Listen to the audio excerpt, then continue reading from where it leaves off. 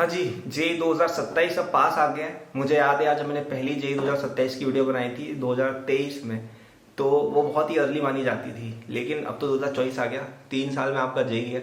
और अब आपको भी थोड़ा सीरियसनेस फील हो रहा होगा क्योंकि अब हम 10th में ऑलमोस्ट मूव ऑन हो गए हैं, राइट। तो अब तो 1 साल बाद आपकी जेई प्रेप प्रॉपर शुरू है, राइट। तो काफ़ी इंपॉर्टेंट पीरियड ये रहता है और कैसे यूटिलाइजेशन करना है बेस्ट वे में आज ये अपन डिस्कस करते हैं। तो सबसे पहली चीज़ जो मुझे लगता है बच्चों में होनी चाहिए वो है एक स्टडी डिसिप्लिन।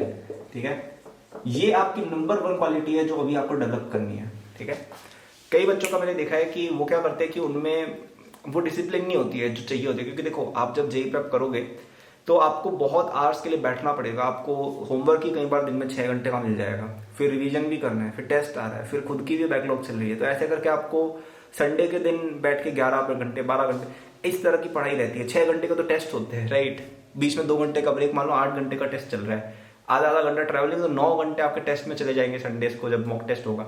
तो काफ़ी आवर्स लगते हैं, काफ़ी डिसिप्लिन चाहिए होता है और आप ऐसा अफोर्ड नहीं कर सकते कि आप कोई और चीज़ में कुछ और चीज़ परस्यू कर रहे हो, राइट। तो ऐसे में डिसिप्लिन होना बहुत ज़रूरी है। कई टैलेंटेड बच्चे बाद में भटक जाते हैं, कुछ और चीज़ें करने लग जाते हैं क्योंकि that's just how it works, क्योंकि बहुत बोरिंग प्रिपरेशन, बहुत मोनोटोनस हो जाता है। तो वहाँ पे डिसिप्लिन आपको बहुत हेल्प करता है कि अगर आप में वो एबिलिटी है कि आपकी इच्छा नहीं है पढ़ने की तब भी आप पढ़ रहे हो, I think that takes you a lot higher than the competition. तो आई थिंक वो डेवलप करना बहुत ज़रूरी है। और वो कब आएगा? जब आप अभी से थोड़ा थोड़ा पढ़ना चालू कर दें, थोड़ा थोड़ा चीज़ों को आप सीरियस लेना चालू कर दें। मैं ये नहीं कह रहा हूँ कि आप अभी संडे को 12 घंटे पढ़ो, मेहनत मत या मस्ती मत करो। मे बी आप 5 घंटे 6 घंटे कर सकते हो, ठीक है। कोई बहुत ज़्यादा आपकी लाइफ ख़राब भी नहीं हो जाएगी।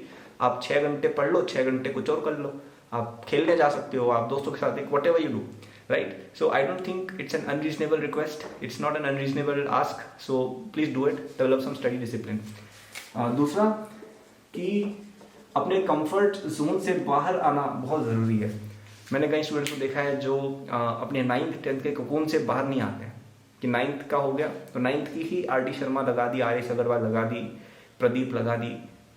यार भाई, किसी ने तुम्हें परमिशन, मतलब तुम्हें किसी की परमिशन नहीं चाहिए 11th 12th का पढ़ने के लिए।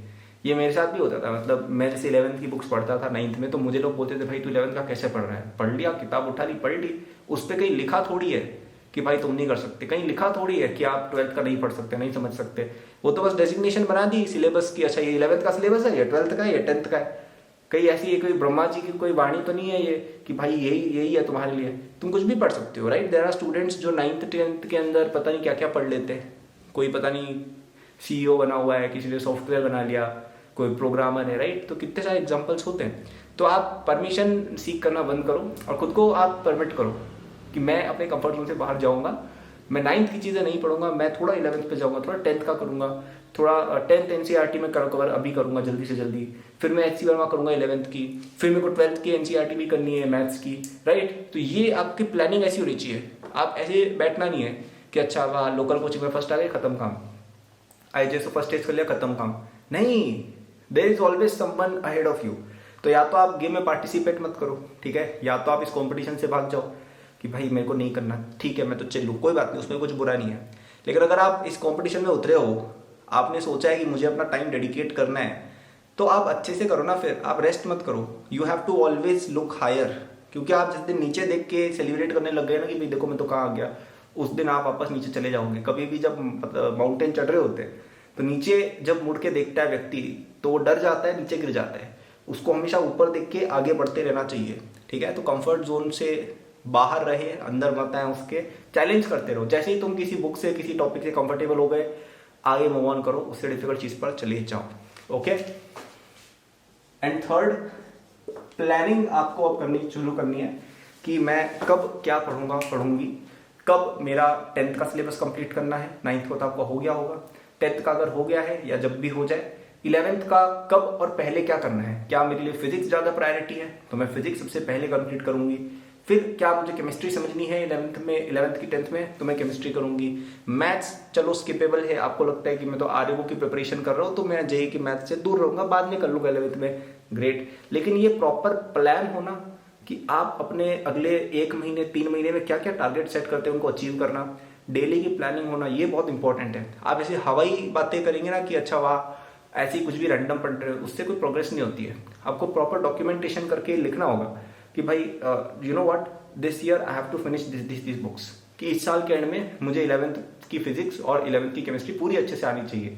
ठीक है, ये आपके दिमाग में से टारगेट होना चाहिए कि अच्छा इस साल के एंड तक मेरी 10th पूरी फिनिश हो जानी चाहिए और मेरी 11th की फिजिक्स मुझे पूरी आनी चाहिए। ऐसे टारगेट होना चाहिए, थोड़ा एम्बिशियस टारगेट रखना, छोटा टारगेट मत रखना, ऐसा टारगेट रखना कि उसका आगा भी कर लिया तो तुम बहुत आगे निकल गए, राइट। तो प्रॉपर टारगेट सेटिंग, उसको अचीव करने का प्लान, मंथली भी, क्वार्टरली भी और डेली भी, ये आपको करना रहेगा। ठीक है, तो आपको इन सब चीज़ों में और हेल्प के लिए मेरा JEE 2027 कोर्स आपके लिए अवेलेबल रहेगा for just ₹499 till 10th of February। तो यूजली वो कोर्स 10,000 रुपीज़ का रहता है, लेकिन फॉर दीज 6 days मैं कोशिश करता हूँ कि मंथ में एक बार मैं सेल निकालूँ। आखिरी बार सेल 1 महीने पहले आई थी या उससे भी पहले आई थी, आई थिंक 1 जनवरी को आई थी। तो देख लो भाई, 1 महीने से भी ज़्यादा हो तो उसके बाद ये सेल आई है। तो बाद में आप और वेट करोगे, 1 महीना निकल जाएगा, आप लेट हो जाओगे। तो if you want to save your money and save your time, get the JEE 2027 course now. आप उस कोर्स को पूरा पढ़ोगे, आप डेफिनेटली एक एज पाओगे बाकी कॉम्पिटिशन पे। ठीक है, डिस्क्रिप्शन में लिंक दिया हुआ है, तो आप उस कोर्स को पूरा पढ़ो स्टार्ट से एंड तक। 9th भी कवर होगा, 10th भी कवर होगा, 11th 12th का भी कई सारी चीज़ें आप समझ के फिर 11th में इंटर हो गए। तो एक तो है कि आप अभी जिस स्टेट पर हो, एक है कि आप उसको करके इस स्टेट पर एंटर हो रहे हो 11th में, बाकी बच्चे यहाँ पर है।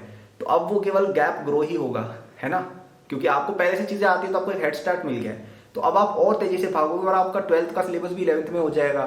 फिर आपको पूरा 12th मिलेगा, किसके लिए, रिवीजन के लिए, टेस्ट के लिए, परफेक्ट होने के लिए। और आप फिर JEE एडवांस के अंदर AIR 1, AIR 10 इस तरह की रैंक लाने के लिए एलिजिबल हो जाओगे।